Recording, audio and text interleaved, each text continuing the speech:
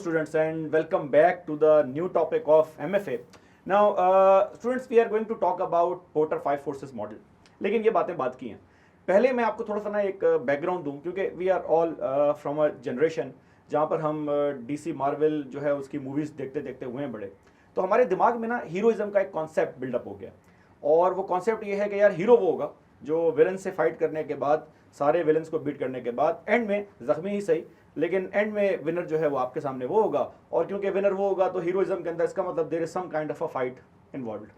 Now as much as this concept is acceptable in Bollywood and in Hollywood, real life businesses ऐसे काम नहीं करते. Real life के अंदर अगर आप फाइट कर रहे हैं तो आप एंड में हीरो नहीं रहेंगे, आप अपना विनिंग पोटेंशियल जो है वो लूज करना स्टार्ट कर देंगे.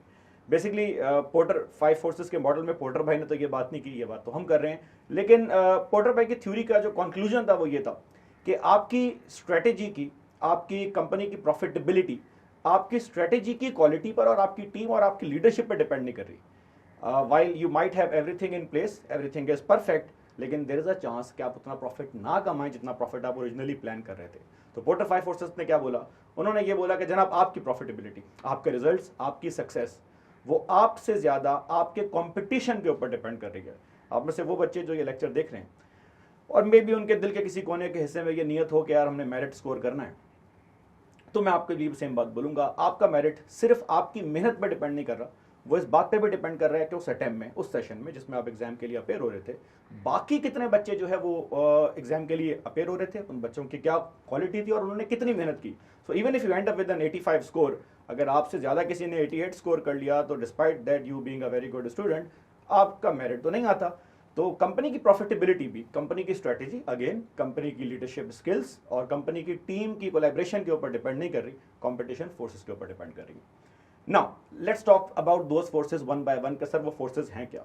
पोर्टर ने कहा कि आप किसी भी इंडस्ट्री में अगर अबव एवरेज प्रॉफिट अर्न करना चाह रहे हैं, जिसके लिए उसने एक टर्म यूज किया, एंड प्लीज रिकॉर्ड कर लीजिएगा, ये टर्म नोट कर लीजिएगा, अट्रैक्टिवनेस ऑफ एन इंडस्ट्री. तो वो अट्रैक्टिवनेस 5 कंपोनेंट के ऊपर या 5 कंपेटिटिव फोर्सेस के ऊपर डिपेंड कर रही है. उनमें से पहली फोर्स है the bargaining power of the customer. हम स्टेप बाय स्टेप हर फोर्स के बारे में बात करेंगे. दूसरी फोर्स है बार्गेनिंग पावर ऑफ सप्लायर. आप जिस इंडस्ट्री में हैं वहां का सप्लायर और वहां का कस्टमर आपके मुकाबले किस कंडीशन के अंदर है. If they have a better bargaining power तो जो प्रॉफिट आपने कमाना है, जो चीज़ों आपने एंजॉय करनी है वो एंजॉय कर रहा होगा. तीसरा उसने बताया जनाब the existing rivalry of current competitors.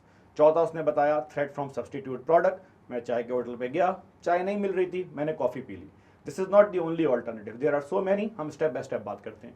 And the last one is the threat of a new entrant, कि अगर कोई नया एंट्रेंट हमारे पास आ जाए तो वो हमारी इंडस्ट्री की प्रॉफिटेबिलिटी पे कैसे इंपैक्ट डाल सकता है. Now, while some companies are able to scan these competitive 5 forces before entering into the market, और बहुत सारी कंपनीज की तो बाकायदा पॉलिसी होती है कि if you want to make good profits, if you want to make above average profit, तो हम उसी सेक्टर में रहेंगे जहां पर ये फोर्सेस मैनेजेबल होंगी.